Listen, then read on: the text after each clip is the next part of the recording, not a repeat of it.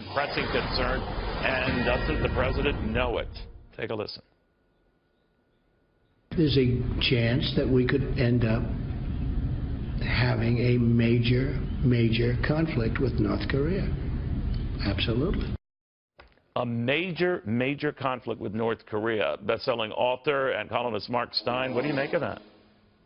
Yeah, I don't think he's wrong. I was just listening to your previous discussion, Neil, and you know, when you talk about money and markets and taxes, you assume that wealth and power go together. You know, McDonald's is very wealthy, so it's also very powerful, whereas my chain of dead skunk burger restaurants isn't wealthy and so isn't powerful. And that yoke has fallen apart geopolitically.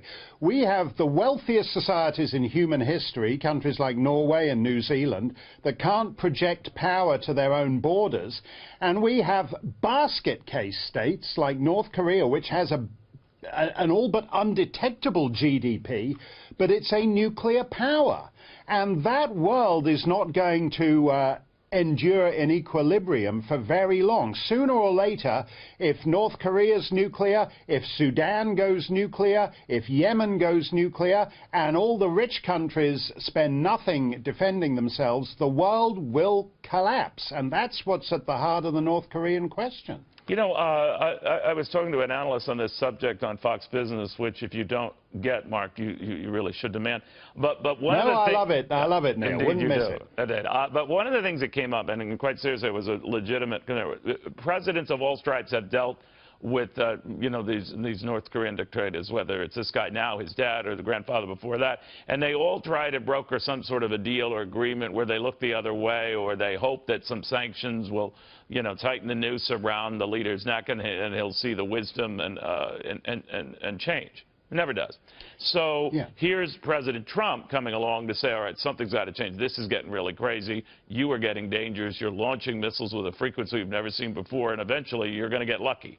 Now, we heard a tone, certainly out of the Secretary of State today, that is going to change. But we then have to change, right? We have to do something that is going to up the global ante and push us closer, right? Yes, because I think if he has nuclear weapons, sooner or later he will use them. We all laugh because he's not very good. You know, he has one of his tests and the thing barely clears the perimeter fence, and we all laugh at him. Right. No, that's why he's dangerous. When you've got a nuclear power, you want the guy to be good at nuclear weapons, as broadly speaking, France and Russia and China and the United Kingdom and the United States are. When you have someone who isn't actually any good at it, then it's like watching an inebriated 93-year-old granny driving a 26-wheeler down the New Jersey Turnpike. And you're also making the assumption that that granny is going to be accountable or answerable to the policeman who might be chasing her. In this case, what if China can't control this guy, and we are playing the China card, hoping, praying they will? Yeah, and I think that's actually the only form of leverage. I think Kim Jong-un is rational to the extent that he wants to stay alive. But he is not rational to the extent that if it were to suit him one particular evening, he would be perfectly happy to reduce Seoul or a Japanese city or any other city to a smoking ruin if it happened to suit what was in his head at that time.